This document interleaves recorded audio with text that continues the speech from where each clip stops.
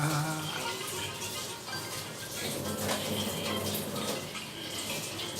요즘 유튜브에 1인 방송을 시작한 것이 엊그제입니다. 오래전부터 1인 방송을 하려고 무척이나 노력했습니다만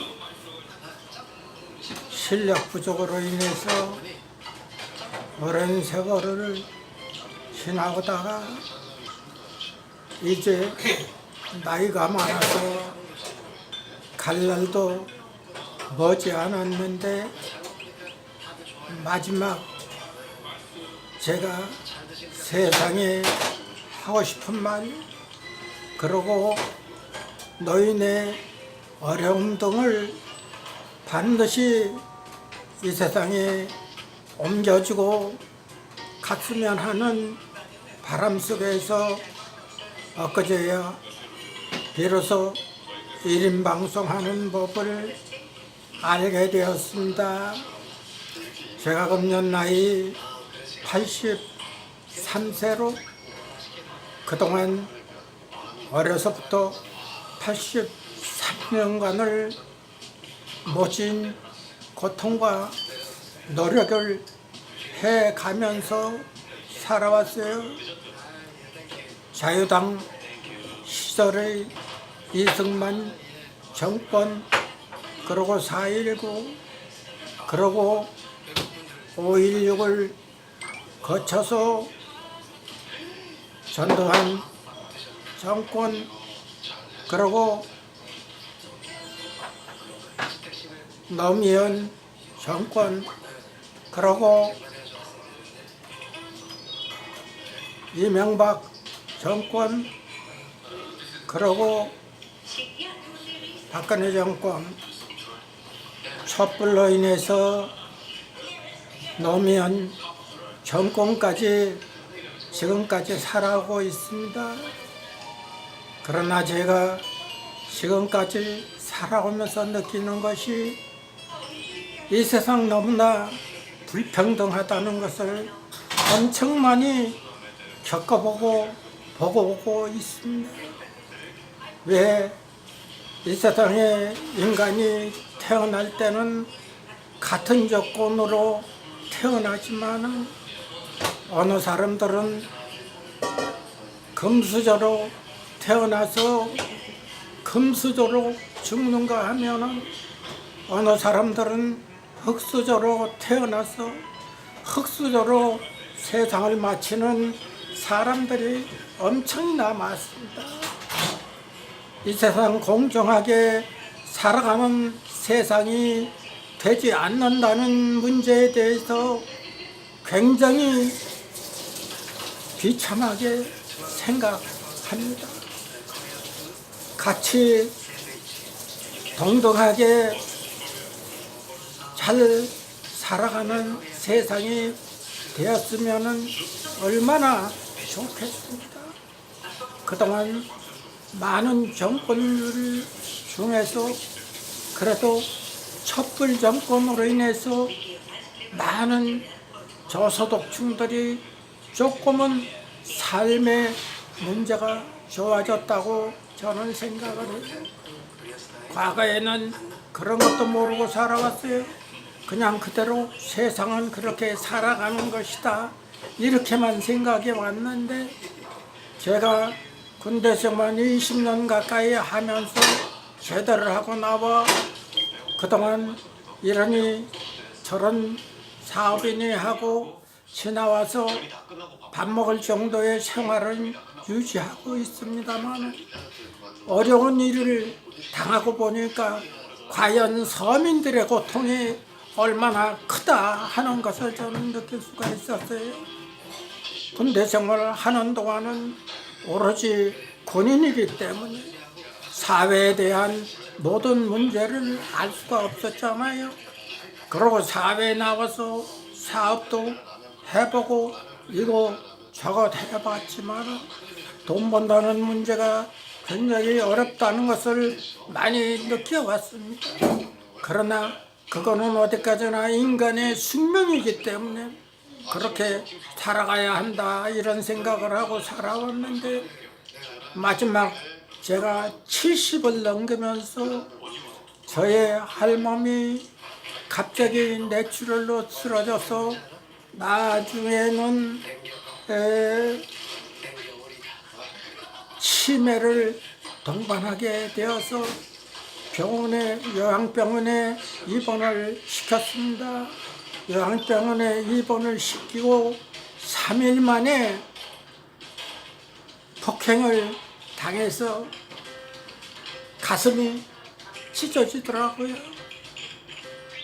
왜 갑자기 이런 일들이 병원에서 이루어지는데 도저히 저로서는 이해를 할 수가 없어서요. 입원시키고 3일이 되고 나니까 간호사가 하는 얘기가, 할아버지 환자에 대해서 경우에 따라서는 손발을 묶을 수도 있습니다. 그러니 여기에 서명을 하셔야만이 입원이 가능합니다. 그 말을 듣고 깜짝 놀랐어요. 환자를 손발을 묶을 경우가 있다고 하니 이거 도대체 있을 수 있는 일이냐 이런 생각을 하면서도 집에서 도저히 모실 수 있는 이런 입장이 아니었기 때문에 울며 겨자 먹기로 어쩔 수 없는 상황에서 서명을 하고 왔습니다. 그러고 난 이틀이 지난 다음에 처형으로부터 연락이 왔어요. 동생이 갑자기 아무것도 먹지 못하고 그렇게 하고 있는데 어떻게 된 일이냐고. 그래 깜짝 놀래서 그동안은 제가 손발을 묶는다는 말을 듣고는 도저히 내가 병원을 갈 수 있는 그런 마음의 준비가 되지를 못해서 딸에게 너는 병원하고 가까워 있으니까 네가 엄마가 소외감을 느끼지 않도록 매일같이 네가 가는 것이 좋겠다 이렇게 하고 왔었어요. 그런데 이틀 만에 갑자기 그런 일이 생겼어요. 그래서 내가 딸한테 물어봤어요. 너는 이틀 동안 가면서 엄마가 그런 지경에 놓여져 있는데 너는 모르고 있었느냐? 그러니까 딸 하는 얘기가, 글쎄요, 병원에서 신경안전제를 줘서 그렇다고 이야기를 해서 인생이 이게 마지막 가는 길이구나 하는 그런 생각만 가지고 왔다는 겁니다. 그래서 제가 하는 수 없이 헬스장에서 운동을 하다 말고 병원에 쫓아가 봤습니다. 쫓아가 보니까 온 몸이 상처투성이에요. 야, 이것을 어떻게 해결할 것이냐. 혼자서 무척이나 고민도 많이 하고, 그러고 원장을 오라고 제가 간호사한테 얘기를 하니까 일과가 끝난 다음 일어나서 원장이 올 수 없다고 하더라고요. 그래서 제가 난리를 쳤어요. 너희들 여기에 오늘 원장을 나타나지 않으면 너희들 다 때리 죽여. 내가 그냥 있을 수 없어. 옥박지르는 바람에 원장이 왔습니다. 원장이 온 다음에 제가 화가 너무 나서 너 죽인다고 했어요. 너 같은 새끼가 병원에 원장을 하고 있느냐. 그런데 마침 제가 이 사건을 이대로 지나갈 수가 없기 때문에 인천 연수 경찰서에 경찰을 2명을 불러서 같이 있었습니다. 그때 경찰이 하는 얘기가, 할아버지 이러시면 안 됩니다. 오히려 병원에 당하기 때문에 폭행을 하거나 이러시지를 말고 그 상처 부위를 사진으로 찍어 놓으세요. 그렇게 이야기를 해서 그런 생각을 못 하다가 이래야 되겠구나. 당신네들이 나중에라도 어떤 문제가 있으면은 입히해 주기를 원했지만은 더 정확한 문제는 증거를 사진으로 남겨야 되겠다. 그래서 제가 사진을 찍고 급히 인하대병원으로 후송을 하려고 했는데 역시 119를 불러도 119가 오지를 않아요. 병원에서 생긴 이러한 사건들은 119가 오지를 않는답니다. 그래서 129번을 불러도 오지를 않아요. 제가 불러가지고는 될 것 같지를 않습니다.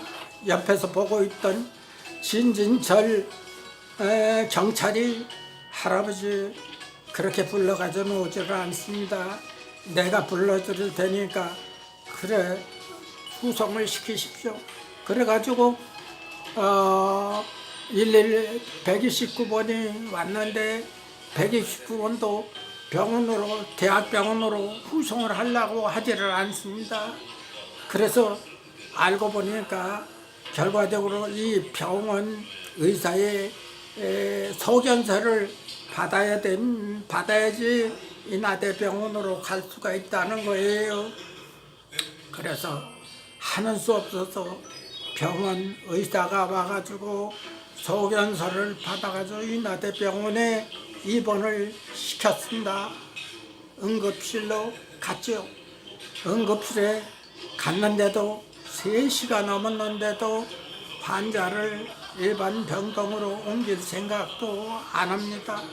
그래서 그 원인을 제가 알아보니까 병원에서 일어나는 사건에 대해서는 인하대병원에서도 쉽게 처리를 안 해주려는 그러한 입장이라는 걸 알았어요. 이거 사람 미치고 환장을 노릇입니다.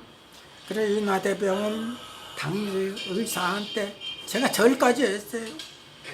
입원을 시켜달라고.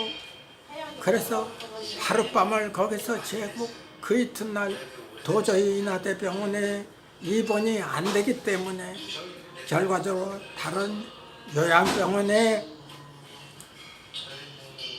그 이튿날 아침에 입원을 시켰습니다. 이렇게 어려운 고통을 당하다 보니까 이 없는 사람의 이게 고통이구나 이런 생각을 했어요. 제가 심지어 도저히 이래서는 안 되겠다 싶어서 신도림역에서 3개월 동안 1인 시위를 했어요. 1인 시위를 하는 바람에 방송에도 여러 번 나갔습니다. 방송에도 여러 번 나가고 심지어 KBS 시사 2팀 추적 60분에서 2번, 3번씩이나 방송을 하고 심지어 KBS 방송국까지 가서 방송을 했는데도 이거 방송을 안 해주는 거예요. 나중에 알고 보니까 방송을 방해하는 이런 방송들이 있더라고요. 세상이 얼마나 험악합니다.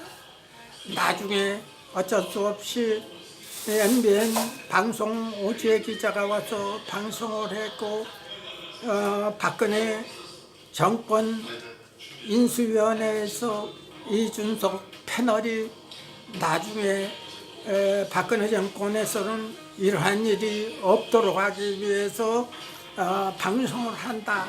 그래서 그 방송국에서 결과적으로 제 사건이 노출이 되는 바람에 이준석 패널이 방송을 했어요. 그러나 방송을 했는데도 불구하고 그 뒤에 모든 일은 유감무가 끝나고 말았습니다. 이게 만일에 권력층이 개입하지 않았다고 하면은 이러한 일이 어떻게 있을 수가 있겠습니까? 그래서 저 스스로 느낀 것이 이 세상을 살아나가는데 과연 서민들이 살기가 참 너무나 힘들다. 저와 같은 사건이 일어난 것이 저뿐이겠습니까? 이 세상에 무수히 많습니다. 이 무수히 많은 사람들이 말 한마디 못하고 그냥 지나가는 일들이 얼마나 많습니까? 이렇게 해서 저는 이번에 촛불로 인해서 탄생한 문재인 정권에 대해서 참 서민들을 위해서 잘했다고 생각을 하고 있어요. 어느 정권보다도